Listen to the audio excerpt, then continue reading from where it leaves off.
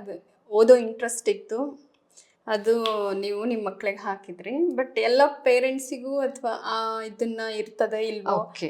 ಅಷ್ಟು ಅವ್ರಿಗೆ ಟೈಮ್ ಕೊಡೋಕ್ಕಾಗತ್ತಾ, ಅಥವಾ ಎಷ್ಟು ಟೈಮ್ ಕೊಡ್ಬೇಕು ಅವರು, ನನ್ನ ಮಗುನು ಈಗ ಓದ್ಲಿ, ಬುಕ್ ಓದ್ಲಿ ಅಂತ ಅನ್ನೋರು ಹೇಗೆ, ಏನು ಮಾಡಬೇಕು? ಇಂಟ್ರೆಸ್ಟಿಂಗ್ ಕ್ವಶನ್ ಪ್ರತಿಭಾ.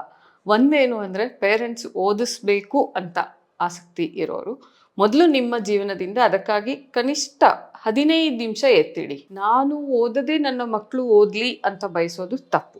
ಸೊ ನೀವು ಬೆಡ್ ಟೈಮಿಗೆ ಓದೋಕ್ಕೆ ಶುರು ಮಾಡಿ. ಬೆಡ್ ಟೈಮಿಗೆ ಆಗಲ್ವಾ, ಎದ್ದ ತಕ್ಷಣ ಒಂದು ಅರ್ಧ ಗಂಟೆ ಕೊನೆ ಪಕ್ಷ ದಿನಪತ್ರಿಕೆನಾರು ಓದೋಕ್ಕೆ ಶುರು ಮಾಡಿ.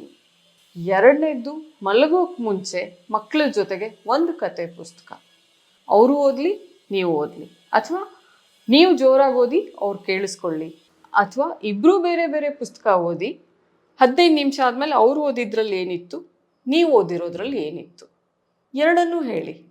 ಅದರಲ್ಲಿ ಯಾವುದೋ ಒಂದು ಪಾಯಿಂಟ್ ಹಿಡ್ಕೊಂಡು ನನಗೆ ತಿಳಿತಿಲ್ಲ ಮಗ, ನಿಂಗೇನಾದ್ರು ಗೊತ್ತಾಯ್ತಾ ಅಂತ ಕೇಳಿ.